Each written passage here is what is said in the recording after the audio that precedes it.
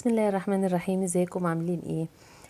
عملت لكم بقى فيديو قبل كده ازاي ننضف الكرشه من الالف للياء، يعني لما نجيبها كده من عند الراجل مش متنضفه ازاي ننضفها بكل سهوله ونغسلها بحيث ان هي تطلع معانا نظيفه ومفيش فيها اي ريحه زفاره خالص.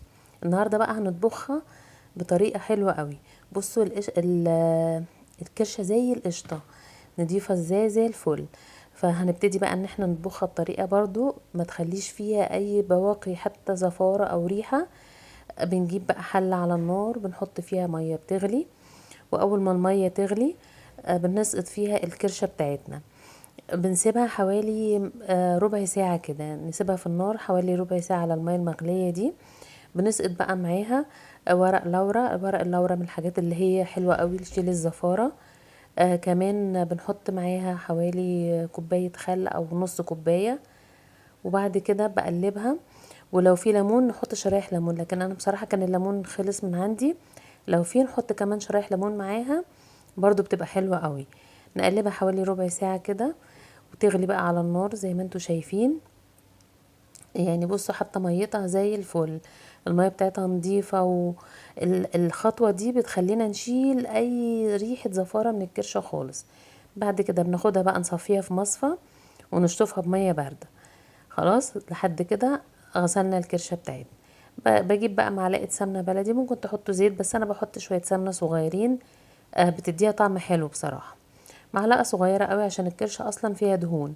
بحط بقى الكرشة بتاعتي بعد ما شطفتها وسبتها بقى تتصفى كده، وحتى لو في اي حاجة باقية من الزفارة هتنزل من المصفى. وابتدي بقى اشوح. بعد ما تتشوح شوية كده احط لها بصلة مفرومة، مش لازم نقطعها صغير، هي كده كده هتتهري يعني. واحط لها قرن فلفل، واحط لها بقى التوابل بتاعتي. احط بقى التوابل اللي هي التقليدية بتاعتنا، الكزبرة والكمون والفلفل الاسود. ولو في شوية كبابة صيني مطحونة نحط برضو كبابة صيني. وما نحطش بقى ملح خالص دلوقتي، نحط معلقة صغيرة من دي كبابة صيني معلقة صغيرة، وبنحط معلقة من السكر، دي معلقة صغيرة من السكر. ونبتدي بقى، والحبهان طبعا اهم حاجة في الكرشة الحبهان، كرشة من غير حبهان لا انسوا بقى.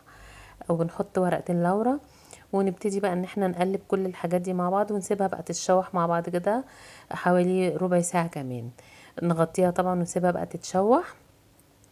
الطريقة دي حلوة قوي. لو حابين تحطوا حمص بتاع الطبيخ، هاتوا حمص وبلوه قبلها بيوم وحطوه مع الكرشه وهي بتتشوح كده. بعد كده بقى بحط معلقة من الصلصة، معجون الطماطم، وبرضو اشوحها من لغاية ما الصلصة بتاعتي تنشف على النار.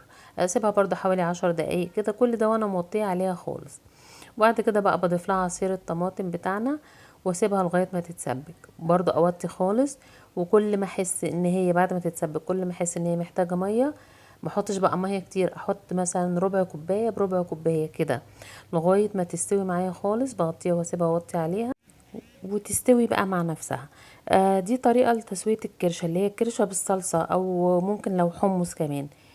في ناس بقى بتسوي كرشة، بتخليها كرشة بيضة اللي هي بس تتشوح زي ما وريتكم في الاول، وما نضيفلهاش بقى لا صلصة ولا معجون طماطم ولا عصير طماطم ولا حاجة من الحاجات دي. بتتشوح ونفضل نسقيها شوية مية بشوية مية لغاية ما بتستوي معانا. دي الكرشة اللي هي البيضة دي بتتقدم بقى مع المشكل السمين والحاجات دي، هبقى اعملها لكم في مرة. ده كده طبق الكرشة بتاعتنا بقى بعد ما خلصت، حاجة كده في منتهى النظافة والجمال والريحة التحفة. يا رب يكون الفيديو عجبكم، واشوفكم على خير في فيديو جديد، والسلام عليكم ورحمة الله وبركاته.